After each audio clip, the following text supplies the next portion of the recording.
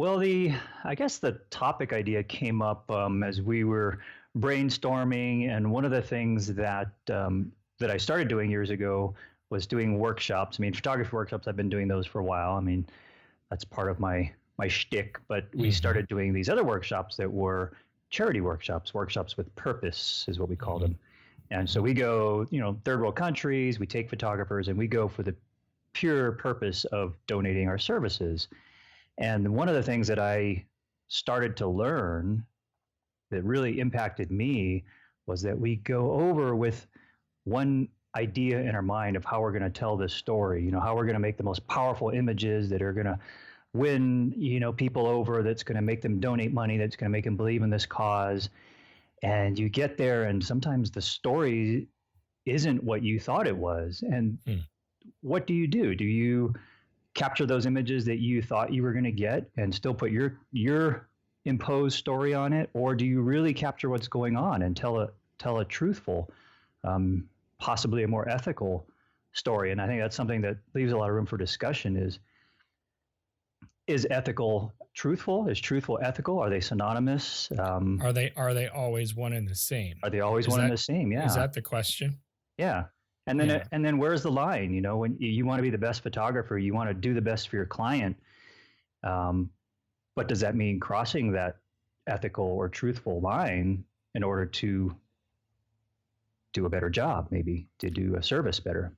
Okay, I see. So you mean even back here, just in general with your clients Yeah. too, Yes, you know. it can be. It started me thinking about how do I approach it with my clients and my in advertising. I think there's pretty obvious lines we all have as photographers. I've always said in my mind, well, if a cigarette company asked me to do an ad campaign for them, I would turn them down because I don't believe in promoting that, and I Hmm. have no judgment about people who decide to smoke. But for me personally, that's not something I would want to help promote with my Hmm. photography. So that's sort of like Hmm. this pretty obvious ethical line that I wouldn't cross. But Yeah. that line becomes blurry when you start talking about, well, I'm going to go tell the story of needy children, but I'm going to portray them more needy than they really are.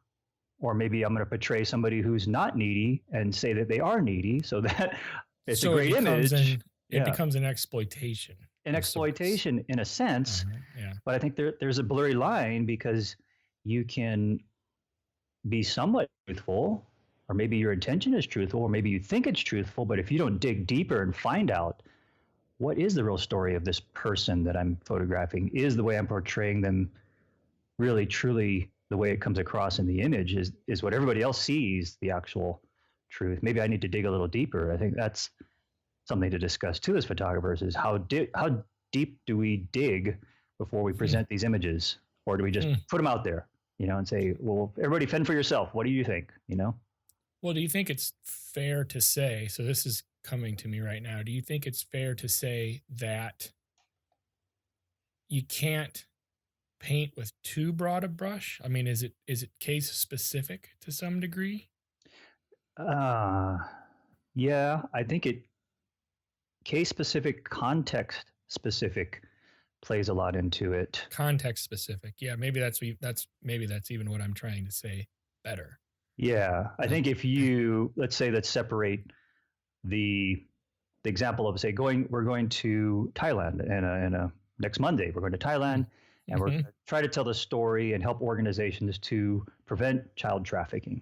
mm-hmm, All right, so let's take a hypothetical situation. Say we go, and I see a kid standing on the side of the road, and maybe his mom is right there with them, and we get out of the van, and our translator says, "Oh, your kid's so cute. Can we take a picture of him?" And she agrees, and she even signs a model release. mm-hmm, And then now we start taking pictures of this kid who's got mud on his face, his hands are dirty, maybe he just ate a chocolate bar, right? He's mm-hmm, walking down the side of this rural street, and we photograph him. So all you see is this dirty face and an empty background, like he's dirty and all alone, mm-hmm. right? And that's the image that we put out there. That's the image that we sell. That's the image we give to the organization, saying, here's an example of what children are going through For your campaign. for the campaign. And Right. they're like, wow, that's a perfect image. The child Yeah. looks so needy. Mm-hmm. Like that's really going to be a heart tugging image. And yet the reality is he just had a dirty face because he was playing in the mud and his parents standing right there outside of the frame. And he's not an orphan. He's not needy. He's not dirty. He just looks at it at that moment. So is that ethical for us then to use that image? Hey guys, thanks for watching this conversation presented by White House Custom Color on YouTube. Be sure to check out our other content and click that subscribe button right there. Right. Right there. It's there somewhere.